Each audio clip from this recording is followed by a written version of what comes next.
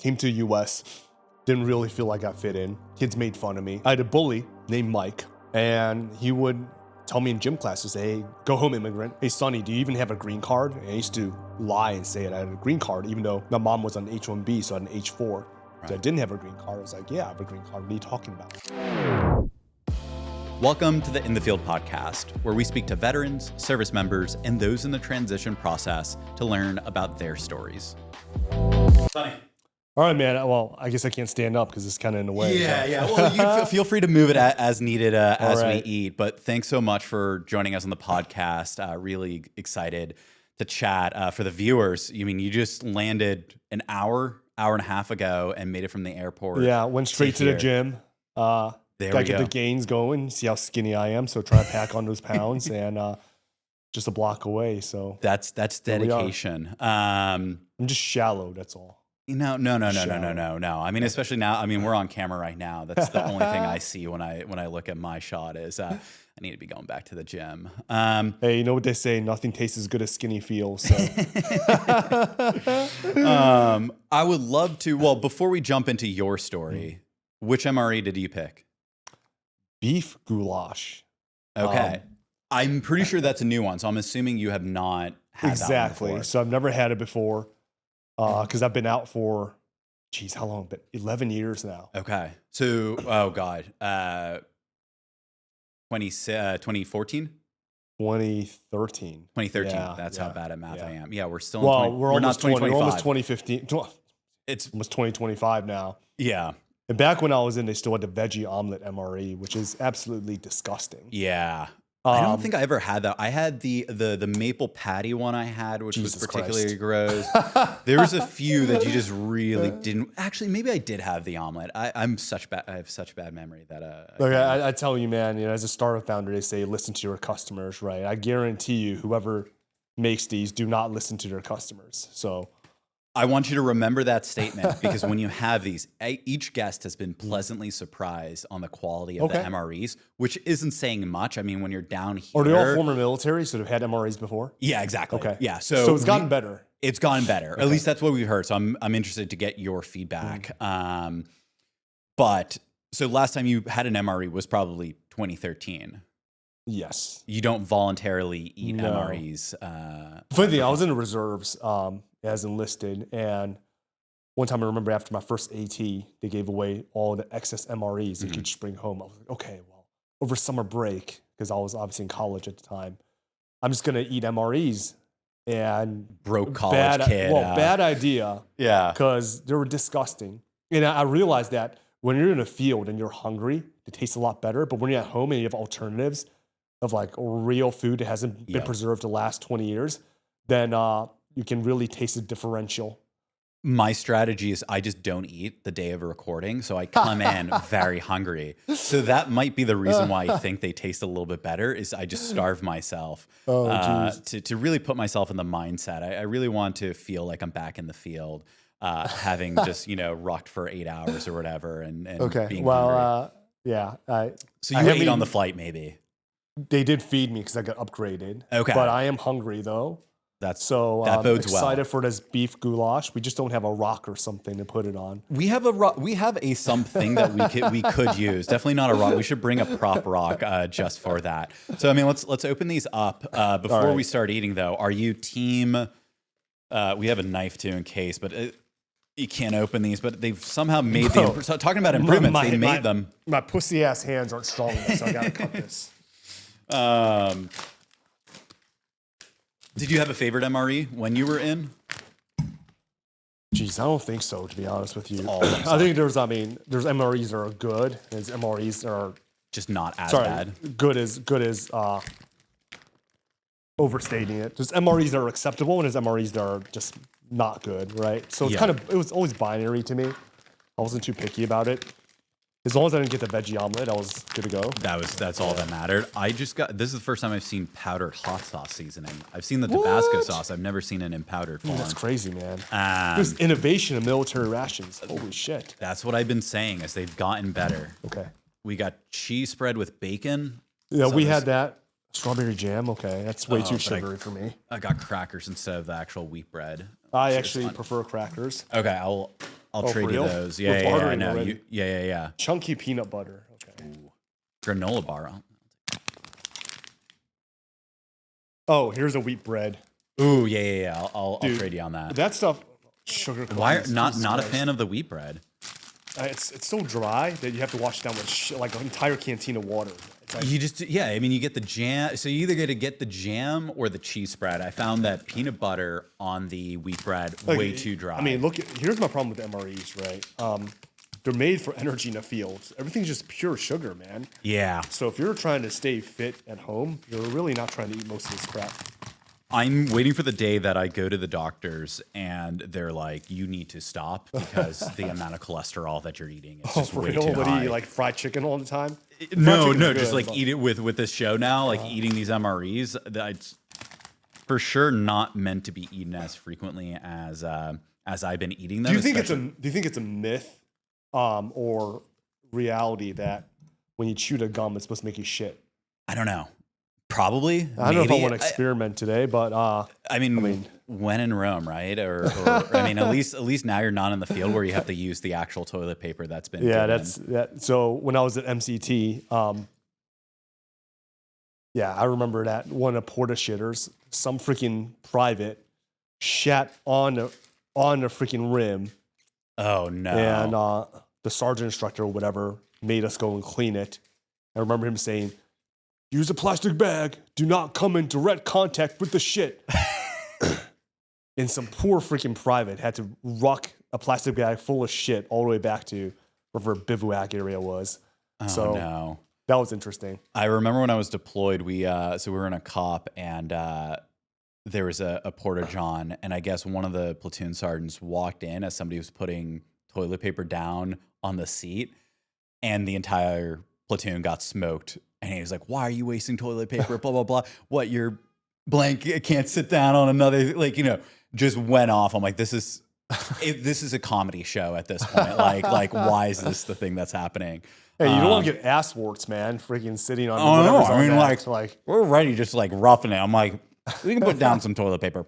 This makes it sound like I was the one that was doing it, but Oh man. try these bad boys. Do you like? I mean, What are these? those are basically Oh, these are So it's, these are the combos, right? combos. That's the Yeah, word. yeah. Always a fan No, of those. these are always good. Yeah, I love the ones that are like combos, M&Ms, whatever. Yeah. That like they're gonna taste good regardless, unless you got a really old box and they're just like completely stale or moldy. Or Yeah, I was a whatever. pogue, so I didn't really have that issue. So you were enlisted. Both enlisted and officer. Okay. I was enlisted in the reserves, but my unit was in Iraq when I was in boot camp. Okay. So I missed a boat there. Mhm. Then also I went to OCS the second time they deployed. So Yeah. I missed a boat there. But then I went to Afghanistan as an officer. So how did you go the reserve route? Was it right out of high school, or what was kind Right of out the of high journey? school, I mean, I wanted to do naval ROTC, Mhm. but I wasn't a U.S. citizen. Okay. So I enlisted in the reserves. Basically, the story was, well, actually, in the military, look, I'm Asian, man. I'm Taiwanese. Like, we don't Yeah. fucking join the military, dude. Like, we become doctors, right? Right. But came to the U.S. My mom, my sister, and I knew that we were probably going to have a hard time affording for me to go to university. Right. How old were you when you moved to the U.S.? 13. 13. Yeah. How was Yeah. that transition? Culture shock, right? I grew up Right. in Taiwan and South Africa. Okay. I remember coming to the U.S. and kids knew I was foreign, so they Right. would, I don't know, just try to like test me and ask me questions about American culture, and I like have no idea. Right. They'll be like, who's your favorite band? I was like, I don't fucking know. Backstreet Boys. Yeah. So like when you're 13 and you say you like Backstreet Boys, now kids are making fun of you. Hey, dude, I freaking love Backstreet Boys, man. But back then, that's Nothing not the wrong cool, with it. That's not the cool thing to say when Right. you're in eighth grade or freshman year, right? Like Limp Bizkit or whatever was the right answer. yeah, like Papa Roach, Yeah. whatever, man. Or they'll be like, Sonny, where do the Bears play? I was like, Wrigley Field. I don't fucking know, dude. Yeah. So yeah, just trying to just absorb American culture as much as possible, trying to assimilate, right? Because the one thing you want to do as much as possible is to actually feel like you're a part of everybody else and try to make friends. So that was actually ended up being my focus instead of school, unfortunately. So I washed out of like all of my AP classes. Yeah. And just trying to like, I joined the football team, I joined the wrestling team, just hoping I could fit in and be with like the in crowd, kind of unsuccessfully, right? And then I would go home and play Diablo 2 to escape. Oh, I'm a big Diablo guy. Dude, Diablo 2, Diablo 2, I swear to God, was the difference between me getting into like a Northwestern versus going to the University of Illinois, which is still a fine school. But, you know, when you apply to undergrad and you have a top 1% ACT score, but you have a 2.8 GPA because you play too much Diablo 2, like that's basically what happened to me. Blizzard got me on both Diablo, but my real not conviction, what's the word? Vice. My real vice was World of Warcraft. So 2000, it releases 2003. I think I joined 2004 or whatever in middle school, and the rest was history. I'm in 40-man raids in Molten Core. So the good thing about me is that, yes, like I like to play computer games, and even today I still indulge from time to time. But if I see something ruin someone's life, I will not touch it. Yeah. And my freshman year at University of Illinois, we had a RA, a resident advisor or whatever, and this freaking dude never left his goddamn room. And you would see the door crack, and the dude was playing WoW. So I was like, and I knew another dude who literally like had a 0.8 GPA or something like that because he just played WoW. Oh my God. So I was like, I will not touch that game. So that's the reason, like today, I've still never done a single drug in my life. Right. Including marijuana. Just because I've seen the impact of it. Nothing, like I have friends that smoke weed, right? There's nothing wrong with it. Right. But I just won't touch it because I've seen the adverse impact that some of these things have had on other people. Now, if you're disciplined about it, I think it could be fine. Like you still enjoy it, but for me, I just like don't touch it. Yeah. No, I mean, that makes sense. I mean, thankfully I've broken out of my addiction since. I jump back in from time to time, but in a much more level-headed way of like, let me just see what's new with the game. You had hit on, when you kind of moved to the US, a lot of your focus was assimilating to culture. Yeah. In some regard, joining the military, a lot of basic training is assimilating to the culture. For better or worse, did that experience make basic training a little easier for you, or was it just a new set of skills that you had to figure out? Absolutely not. Okay. But what it did was it was another trial in assimilation. Because Marine Corps boot camp is the ultimate assimilation, right? Like everybody's supposed to be uniform, everyone's supposed to be lockstep, you're supposed to act the same. And I think that was helpful in helping me further assimilate into American culture. I don't think it definitely didn't make it easier. I mean, like in boot camp, I got picked on by the drill instructors for a multitude of different reasons. I mean, like the strange looking, lanky freaking dude that was awkward and tripped over his own feet. Yeah.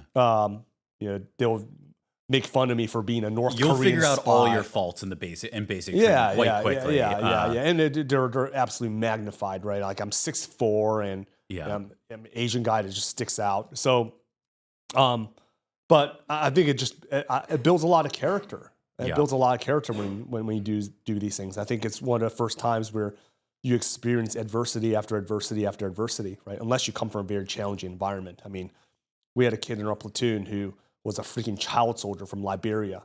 So dude actually saw legit combat, right? The drill instructors came back from Iraq and saw combat. He's like, they're the only one of you recruits that have seen some real shit is, I forgot what the kid's name was, but he was a child soldier. But the rest of us, we probably grew up in, middle-class environments in the suburbs, right? And probably didn't go through that much. And you go to boot camp and now all of a sudden you're getting punched in the face on a regular basis. And I think it's a great learning environment for a young man or even a young woman. So Do you want to try some of this bacon cheese? Sure. Appreciate it. I've never seen the bread actually be cut in half. Hold on. This is new. Sliced in half bread. So we had the wheat snack bread, and this is actually it looks like a real bread. I was shocked when I opened it. Okay. I thought it was just like misprinted or whatever, or like misformed. This actually looks far superior than the wheat snack bread that we used to have. Yeah. Let's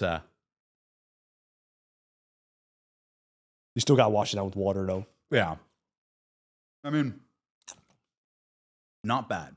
I'm I think already that's like the summary. That's the summary of MREs. I'm already be prepared to BPT, Yeah. not shitting for 2 days.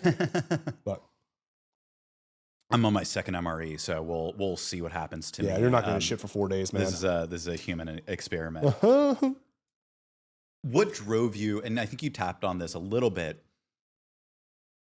But what kind of drove you to go into the reserves? Was it the ultimate I got funny assimilation stories. into American culture, via the military? Was it a path to citizenship? Was it a combination of things? What was either the deciding factor or the factors that you thought about as you went in? He's all of the above, right? I came to the U.S., didn't really feel like I fit in. Mm-hmm. Kids made fun of me. I'll never forget. I wrote this on LinkedIn once, but I had a bully named Mike, and he would tell me in gym classes, "Hey, go home to your home country, Mm-hmm. go home, immigrant. Hey, Sonny, do you even have a green card?" And I used to lie and say I had a green card, even though my mom was on H-1B, so I had an H-4. So I Right. didn't have a green card. I was like, "Yeah, I have a green card. What are you talking about?" So once I got my green card, I really wanted to prove that I belonged in this country. Mm-hmm. And my story for joining the military was I had this girl that I liked. Her name was Christine. She came to my locker and she said, "Hey, do you want to take the ASVAB together? We can skip class." So I was like, I don't know what that was. I was like, "Yeah, sure, Christine, let's go take it together." I didn't even get to sit next to her, so it was kind of bullshit. The ultimate trick. But look, I'm Asian, man. I bullshitted my way through the test. Right. Right? 96th percentile without even trying. The only reason I wasn't 99th was because there's a section was like, what's the color of brake fluid? Yeah. Motherfucker, Oh, that was the worst part on mine. Dude, yeah. Like, I'm what a is ci- this? Dude, I'm you a know, city boy, man. I ain't seen it underneath the hood of a car. Like, right. What kind of wrench is this? I don't know. A dude, wrench. zero clue. Literally just Yeah. guessed the entire section.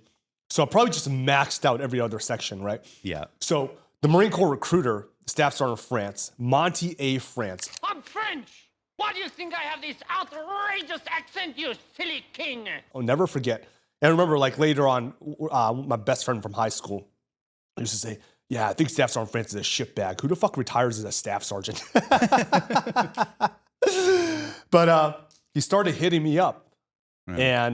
And at the time, I was, like, my favorite movie at the time was Black Hawk Down. Yeah. So I was like, that's such a badass movie. Love to be a ranger, whatever. I was like, but I also wanted to go to college. And there's no reserve rangers. And at the time, I thought it was like harder than it actually was, right? He asked me today if I make it through ranger school. Probably not. Yeah. Because I'm fucking soft, but whatever. I mean, But yeah, so Staff Sergeant France started hitting me up. At the time, I still didn't even get my green card yet. And he used to call INS, which is USCIS now, the immigration agency.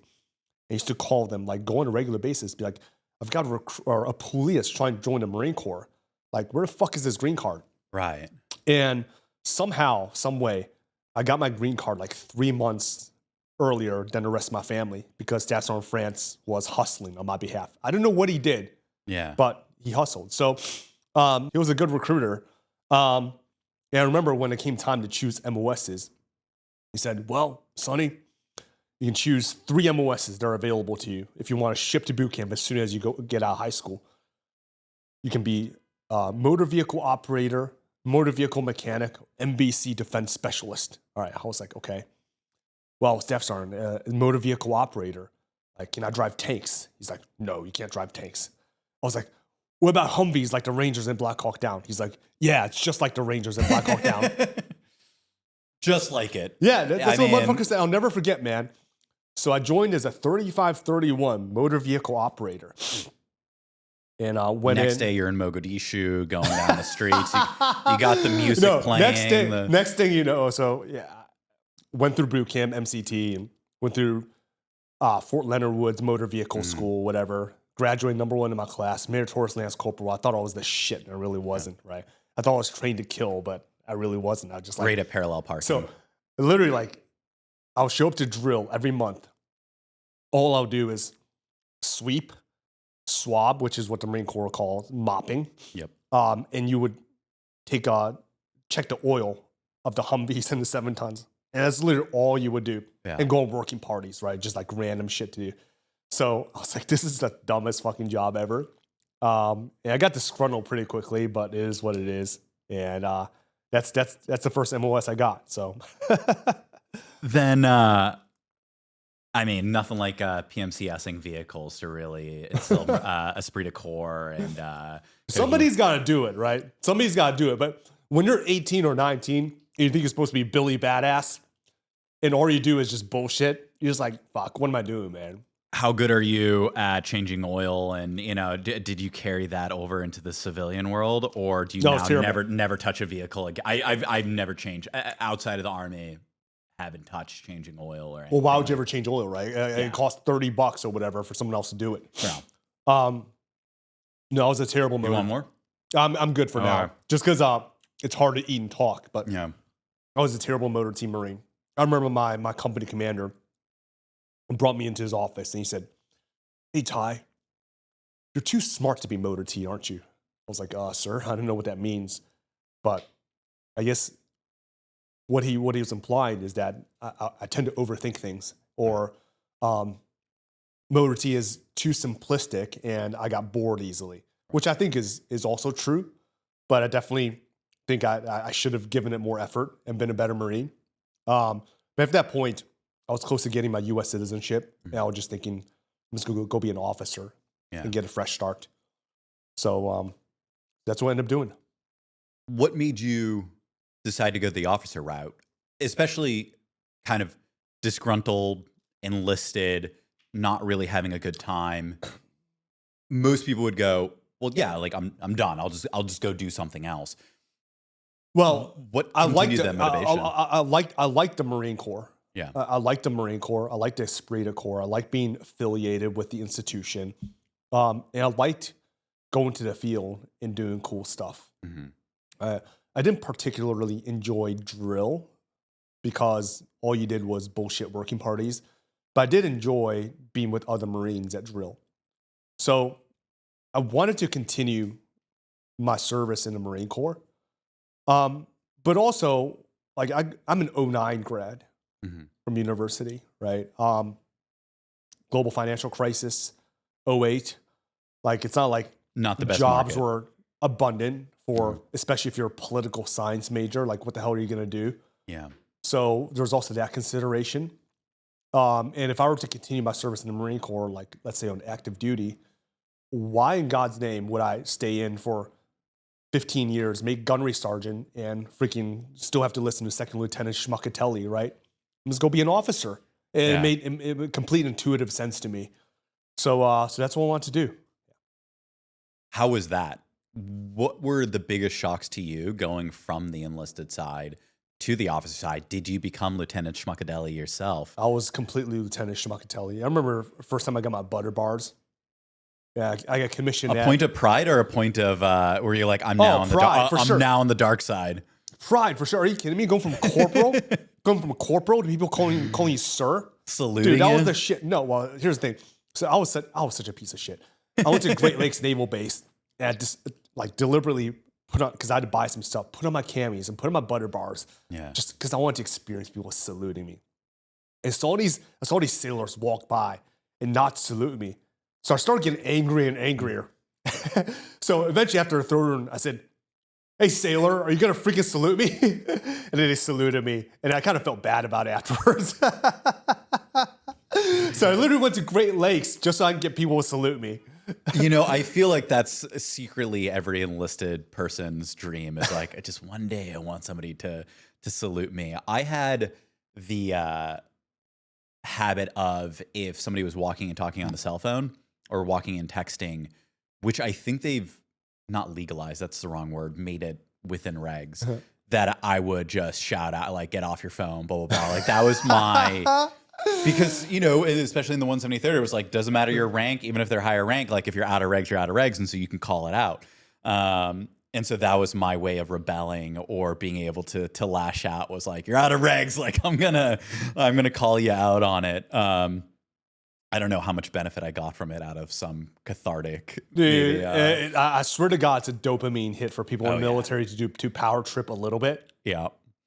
I remember I was coming out to PX, and I was I bought a table or something like that. So I was carrying this big old thing and get put my cover on, and some sergeant was like screaming at me from freaking 30 meters away, right? Yeah.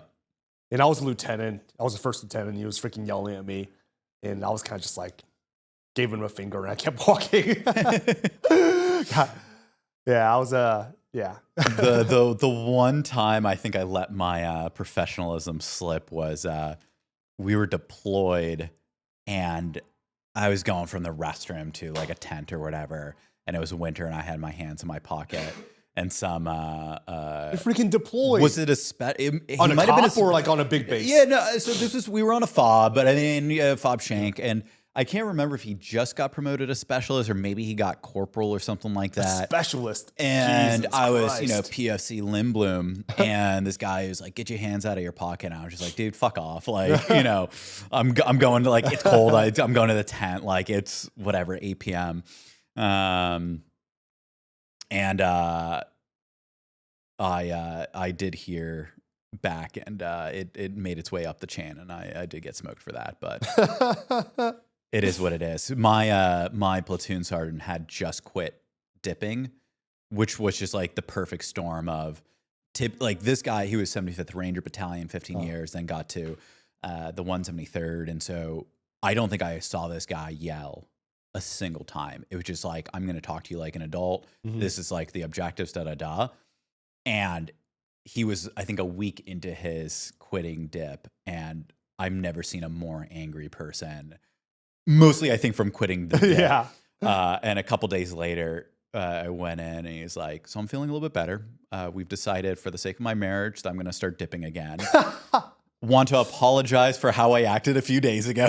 And I'm like, yeah, maybe don't quit. I mean, I'm all for not doing tobacco, but for my own sanity and yours, probably good too. I don't understand dip, man. That shit just ruined your gums and teeth. It's disgusting. You can tell which Marines freaking dipped on a regular basis because their oral hygiene just fucking heinous. Well, on the enlisted side, it's like you're getting married and you're picking up a tobacco addiction, which are two things I've somehow managed to dodge. I do have the classic enlisted like cross cannon tattoo that I need to at some point either cover up or get rid of, or just take immense pride in it and say, like, at this point, I think you just roll with it, man. Yeah. Do you have tattoos? No tattoos. No tattoos. No Tabasco. I got angel wings in my lower back. Okay. Yeah. It's in vogue right now. That's how. Yeah. No tattoos. Never had an interest. I'm kind of boring that way. No, I mean, I think to each their own. You got the Diablo thing going, and then obviously startups are enough excitement and risk, I guess. But I just never had something that I want to permanently ink on my skin. Like, just haven't had a desire. It's very fair. I don't know why. I mean, I think for me, it was a mix of like, I feel like I lean creative or design. So I love like the idea of like art, the fact that it's like you can design your own tattoo. No. I'm not that good. I wouldn't want something I drawn, but an appreciation of designs and artists, I would say. So you're at this point full-time active duty Marine officer. How long were you in for? What was the rest of your kind of commission looking like? So, dude, I got so many stupid stories. I had the most unremarkable military career, right? To Incriminate yourself right now. Sorry. Oh, yeah, I will totally incriminate myself. Here's the thing, man. People always want to overblow what they did in the military. Right. I'm just straight up. I didn't do shit in the military. Right. So, I commissioned, went to the basic school, and at the basic school, I got in a fight with my roommate 3 weeks before graduation, and we're walking back from Mountfix, the urban warfare training thing, and I got an argument with him. And I was angry, the hot-headed, 22, 23-year-old. So I turned around and I shoved him. But in my fit of anger, I forgot to have my Kevlar in my hand. So all I hear is crack. Oh no. So yeah, I hit him right here between his sappy plate and his jaw. So of course he took a swing at me. I ducked under it. Then people broke it up. Yep. To his credit, he didn't report me, but somebody else reported me saying Lieutenant Tai assaulted Lieutenant Thomas with a Kevlar. So I got recycled at TVS. So I was in Quantico, Virginia for 14 months in a 6-month course. I had to do it twice. Second time a Second little easier? Second time around, I made some lifelong friends. And I just generally had a better time. But I was also kind of like, fuck this is stupid. Like, I'm gonna just take the bogus jobs and just skate through the rest of my career. I was just like being dumb, right? So I ended up being a finance officer. Okay. Then again, going back to like the whole motor T thing again, right? You didn't learn your lesson. Like, I was a finance officer. I got assigned to the dispersing office at Camp Pendleton, literally processing Marine Corps pay. Right. But I didn't get to process Marines' pay because the enlisted dudes did it. You're supposed to be like the officer in charge, supervising everyone. Signing off. The problem is that they were so overstaffed because this was when the Marine Corps expanded from 160 to 202K. What year was this? This is 2010, 2011. Okay, yeah. So kind of during big the expansion surge or the kind of like instead increase of having one OIC, they had 4 officers in that section. So I was like the assistant to the assistant to the assistant OIC. Right. So I wasn't even like not boots on the ground. That's embarrassing to say. Hands on keyboard, processing Marine Corps pay because the enlisted dudes did that. I wasn't the OIC. All right, whatever this is. Or no, if you wanted to check what the ingredients were. Okay. Nah, it's all good, man. It's a granola bar. Granola bar. All right. Since I'm talking, I'll eat this later. So I literally had nothing to do. I would show up every day. I'll take my 2 hours off for lunch break and go freaking work out and lift. And I'll just study for a GMAT. Eventually, the real OIC, who was a captain, passed word and said, hey, tell Lieutenant Tai that it's okay if he studies for a GMAT, but just make sure he actually does some Marine Corps stuff too, like Marine Online courses and bullshit like that. So that's literally like started my career, right? Then an opportunity came up to deploy to Afghanistan as like a generalist officer, like a B billet, right? And the Marine Corps had a division for like information operations, psyops, that kind of stuff. I was like, yeah, I'll do that. It's a lot better than sitting in a freaking dispersing office. So I went. They made me like a program manager for all of those radio stations that are deployed in Helmand and Nimroz province. We're going to do a broadcast pro-Afghan government messages and entertainment to the Afghan people, right? Trying to convince them to work for the Afghan government and not work for the Taliban. Right. So I ran that program for 6.5 months in Afghanistan. So that was like, it was a desk job, but that was like kind of a cool experience. Yeah. Like, got to leave the wire once or twice. Like, so that was cool. I came back to US. The dispersing officer knew that I didn't want to be a finance officer. She's like, hey, there's a company XO billet open. Like, do you want it? I was like, yeah, of course I want it. So I took that, generally had a good time. And at the time I was thinking, okay, yeah, I'm just going to go to grad school. So applied to MBA programs. Was lucky enough to get into Booth with a half scholarship and I went. So. Was there anything in particular that drove you to getting out and going into your MBA program? Was it the fact that I was bored. Yeah. I was bored. I knew I didn't want to do this for the rest of my life. Yeah. And knew there were other things I wanted to do. Right. So I actually took an early out. So I did 3.5 years, not 4 years, because at the time they had a 6-month early out. Yeah.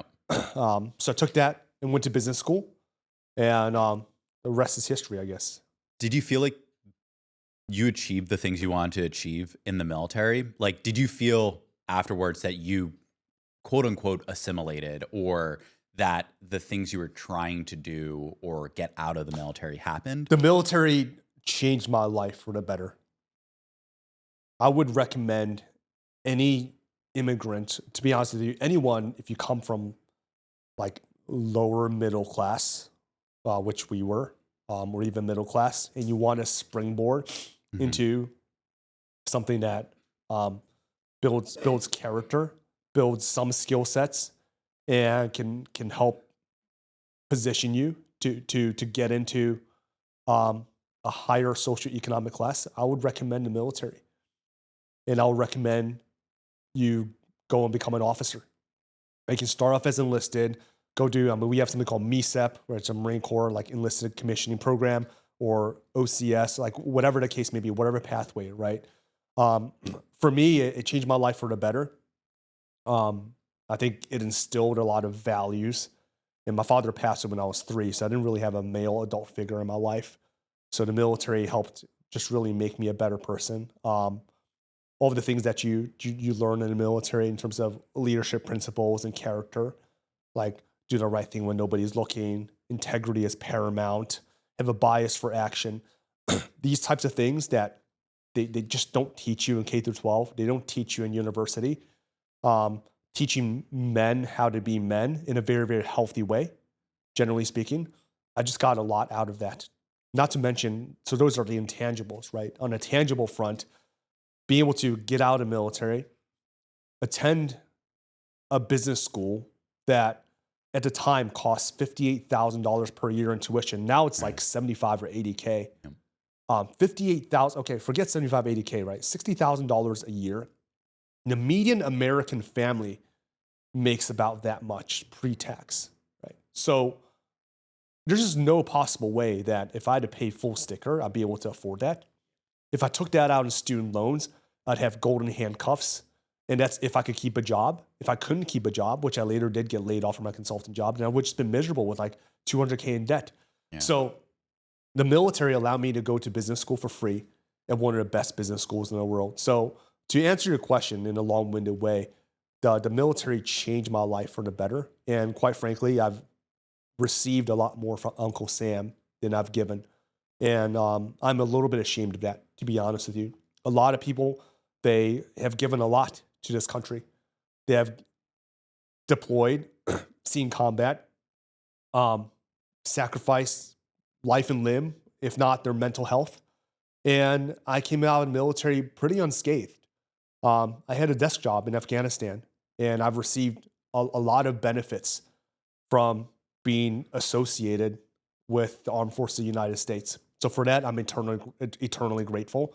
And maybe that's one of the reasons why I consider myself a very, very patriotic, because what this country has done for me, I'll never be able to repay. We can cut this question because I don't even know how I'm going to frame it. My fiance moved from Cuba when she was in her 20s. And one of the things she brings up is as she lives in this country more and more, and she assimilates to the country more and more, there is that kind of lost culture or feeling of back home, or this idea of if I assimilate too much, am I losing a part of myself?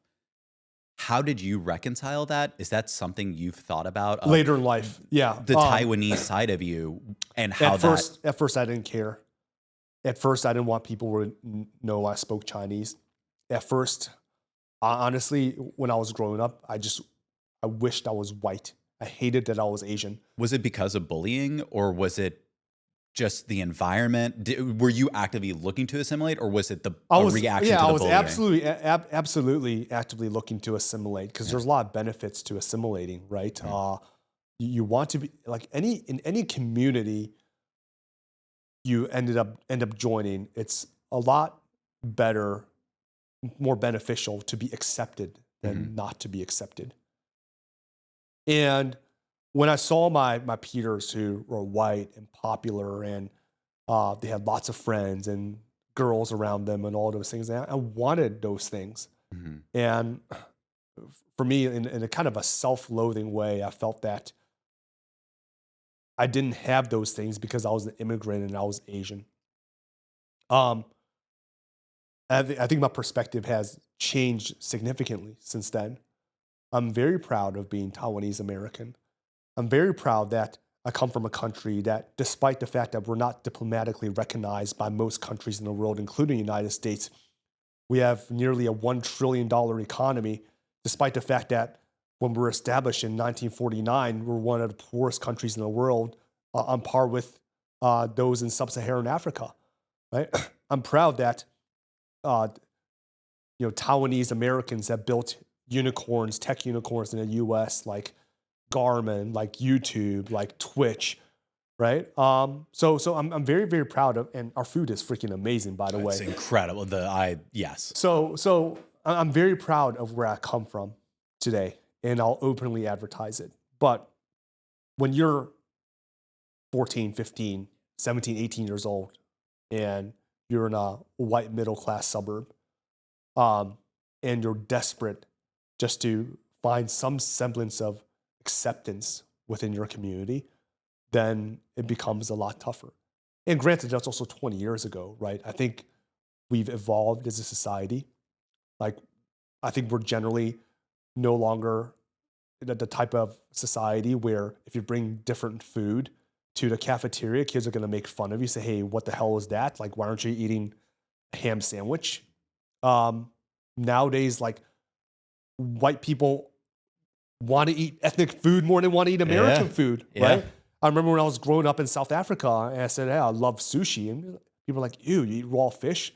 And now freaking people are scrambling to eat raw fish. Like there's a Din Tai Fung in every corner. Fish. There's ethnic food and I don't mean this in like a dime a dozen in the sense of like you can now find it. Yeah. Well, because there's and not just in the it. city. I mean, it's in the suburbs. I have friends that from back home who were what would be considered kind of picky eaters, or in the sense of I'm going to have my American quote unquote food now have sushi or the kind of ethnic foods that they 5-10 years ago wouldn't eat, and it's become just widely accepted.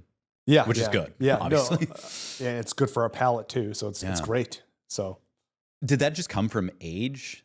That kind of reckoning, or was there a specific event or thing that probably happened? Maturity? I'd say maturity, and also I think that our society has evolved to where if you come from a different country, you're a lot more accepted and even celebrated, right? Now, of course, there's still elements of xenophobia and pushback against immigrants, or a lot like undocumented immigrants and things like that. But generally speaking, I think that we're in a better place now than we were 20 years ago when I first came to this country. So, I think it's part of the maturing process.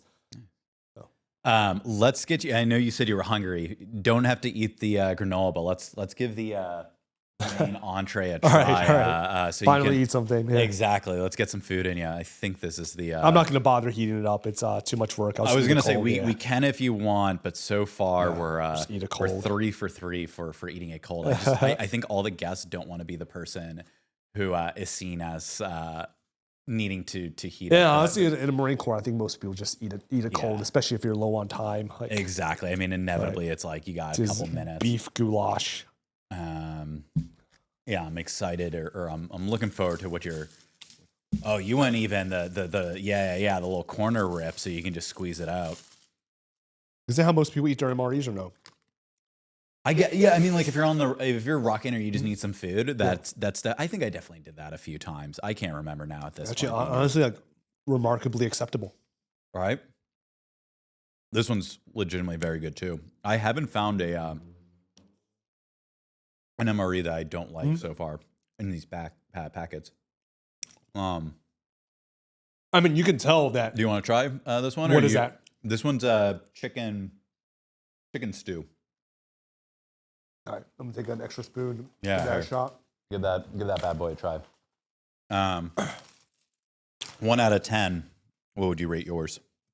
7. That's for an MRE, like compared to food you get at a restaurant, 1. But compared for an MRE, 7 or 8. It's always based on. I have this take on fast food. It's like most fast food is like a 7.5, 7. Like it's not good for you. It's not great, right? But sometimes you're just craving a fast food burger. Not bad. This is better than mine. Oh, really? Yeah. This one's solid. Everything's on. It's a cost to quality ratio. So MREs are expensive. They are, but I mean, what? How much is it per now? $20? No, I think when you buy the full box, it's about 10 per. Okay. Maybe really? 10 to 15, maybe 12. I think We'll split the difference. Because it used to be 12, like 10 years ago. So I think it's still 12 if you buy the full box. It's 20 if you buy like just an individual MRE. So if you go camping, because it's, I think, 1,500 calories, 1,200 calories per box or per bag. So for the amount of calories you're getting, it's a pretty good deal. You just have to deal with eating an MRE. yeah, this is pretty good. Not gonna lie. You get out, MBA, you start Actuate after a couple years of being out, or Yeah, I went into management consulting, like a lot of veterans who don't know what they want to do. And I remember, like, I was just trying to do what everyone else is doing, right? Yeah. Oh, I want to go to McKinsey, Bain, BCG. And I did so much case prep. I did more case prep than anyone else I knew. And wanted to just crush the cases. And what I found was that the big three, so to speak, didn't want to interview me. Why didn't they want to interview me? Well, maybe I was socially awkward during the networking process. That might have been part of it. I think the second part is that when you go to a top 5 or top 10 business school and you're competing with others for a certain number of spots to get into like the closed list interviews, and your classmates come from, their undergrad comes from Northwestern, Yale, Stanford, and you come from Illinois, and you also have a 2.8 GPA in Illinois because you played too much Diablo 2. worth it. Probably not worth it. So I had a hard time getting interviews at the most prestigious firms. Eventually, I bid all of my points because at Booth, you can bid points to get on interviews. And for the best firms, you have to bid all your points to get one interview. So I bid all my points to get a McKinsey interview. But the first job interview I've ever had in my life was McKinsey. Really? Yeah, because high school, Marine Corps, Yeah. then Marine Corps again. Like you never had to do an interview. So first job interview ever is with a firm that's known for how hard the interviews are. Yeah. So you weren't nervous at all. I was nervous. I was nervous. So I bombed my first interview and I knew I bombed it. Really? What happened, if you don't mind me asking? So I'll never forget that the interviewer asked me a question. What's something entrepreneurial outside of work that you've done? Okay. And I gave a work-related answer because I couldn't think of anything. Yeah. But the answer I should have given was, after I got out of the Marine Corps, I went to East Africa, the Kibera slums, where the average person makes $2 a day. And I started a jewelry store online, and I would sell a bunch of jewelry that the locals made and send money back to them. Right? And I sent like now it's small, right? I sent like $10,000 back to this impoverished community. I went back to Kibera twice. And for some reason, I didn't think of that. So I bombed my fit interview because of that.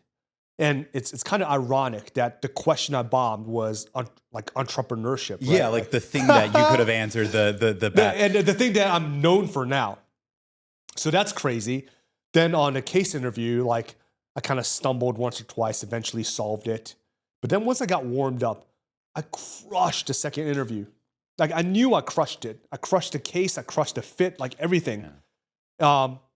So I was like, okay, well, maybe this redeemed me. Like maybe I'll advance to the next round, to the partner interviews.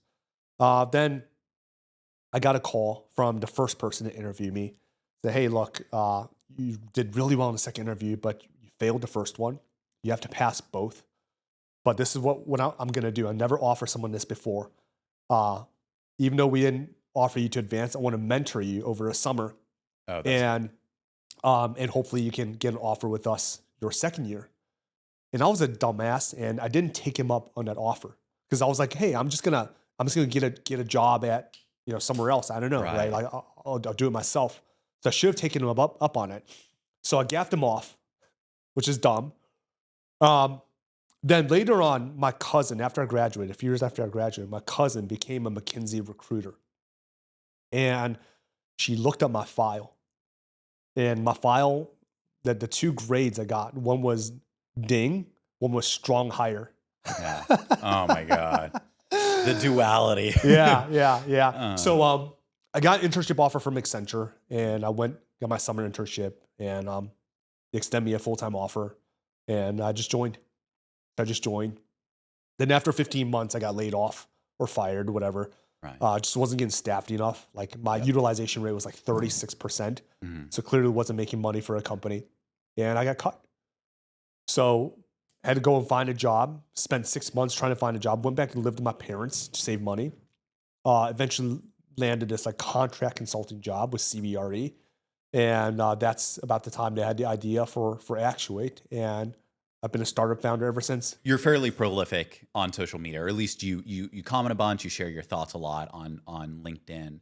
As somebody who tends to be very reserved on social media, what has kind of driven you to share your thoughts and opinions and get into some of those tough discussions?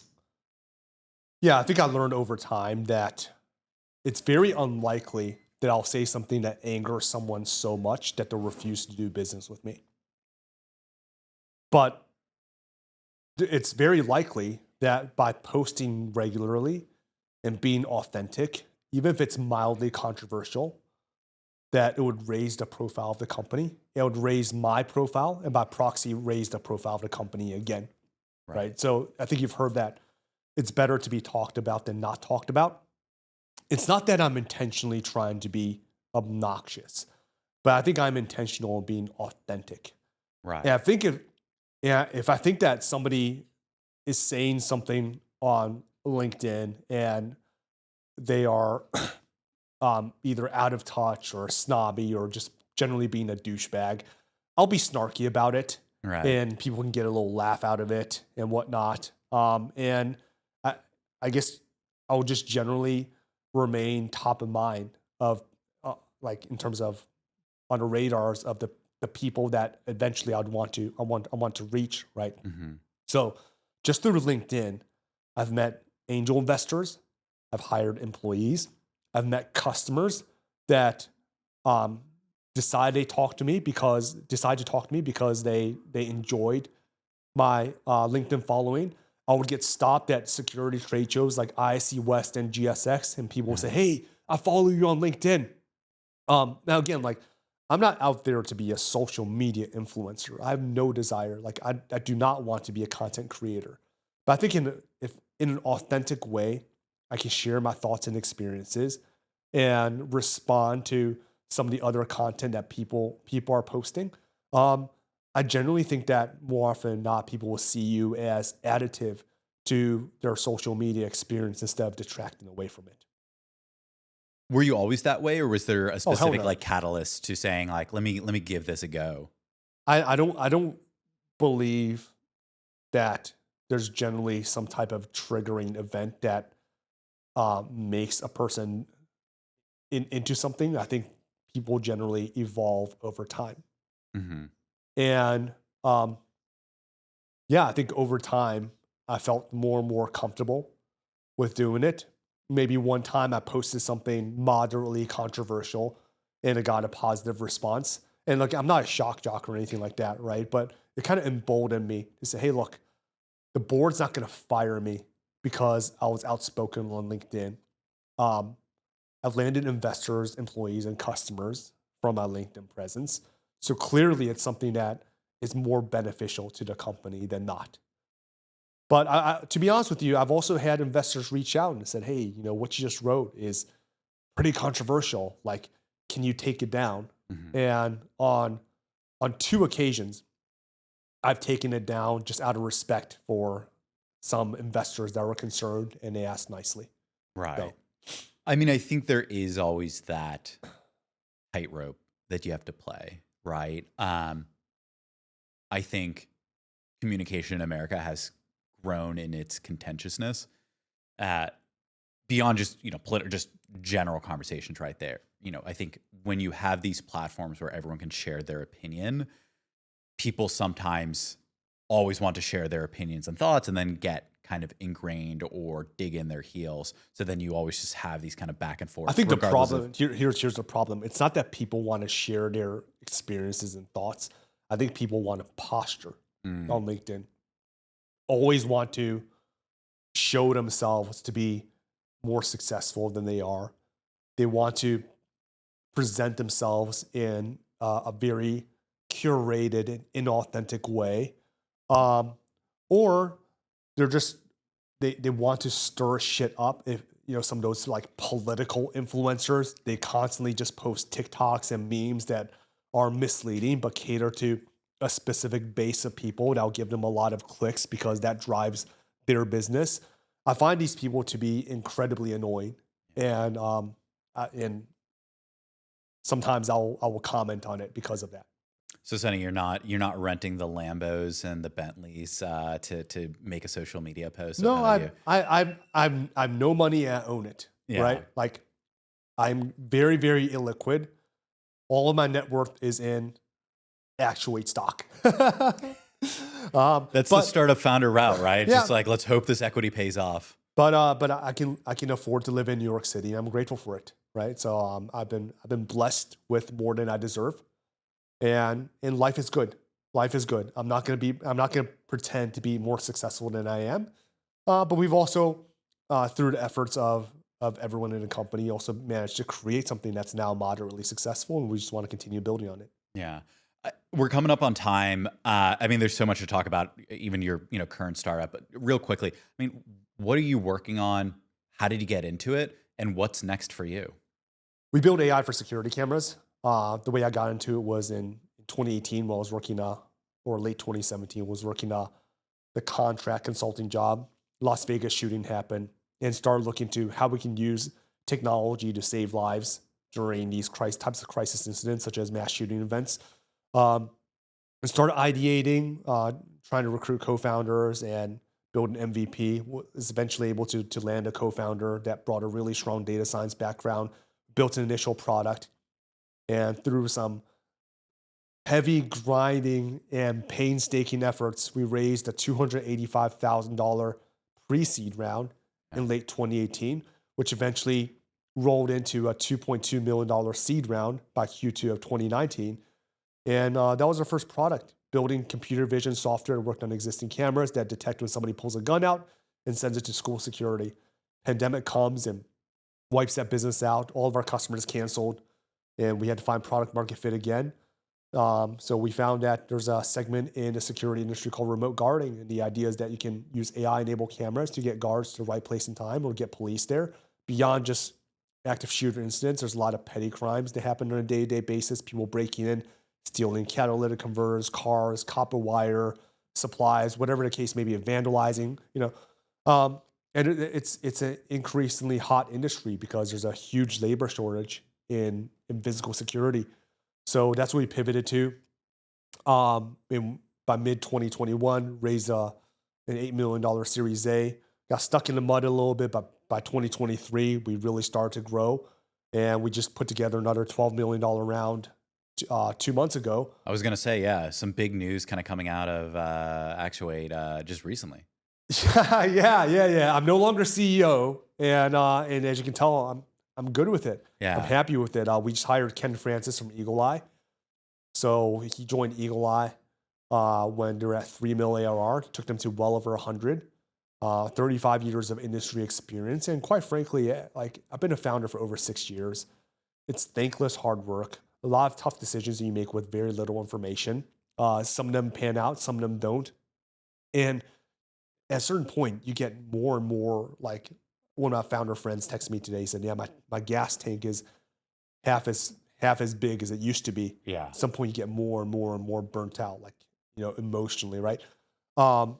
And the company's also at a stage where we're doing pretty well and we can attract top talent. Like Ken Francis, he has his pick of the litter in terms of people who want to recruit him in the security industry. His track record is basically beyond reproach. Everybody respects him in the industry. So, I tried really hard to recruit him. And going back to the whole LinkedIn thing, I was recruiting him has nothing to do with social media. People appreciate authenticity. And I think that Ken saw the potential of the company. He had a lot of passion for his space, and I think he appreciated my authenticity. So we're able to beat out 4 other companies that are vying for his services and land him. And I said, Ken, I'm the founder, but you're CEO, and I'll report to you. Okay? So it's not about ego. You put ego aside. What's best for the company? How do we build how do we build the most successful organization possible? And quite frankly, like he just has a lot of experiences that I don't have that are accumulated and learned over time. So we spent a lot of time together the past 2 months. He actually technically started a few days ago, but we have a great working experience and looking forward to building this company and making it very successful in the years to come. That's so exciting. I mean, there's so many rabbit holes we can go down, but we're at time. Thank you so much for being on. I hope to have you on in the future so we can hear Sounds all good. the great, fantastic things that are happening in your life. Thank you. Sounds good, brother. Thanks for having me. Appreciate it.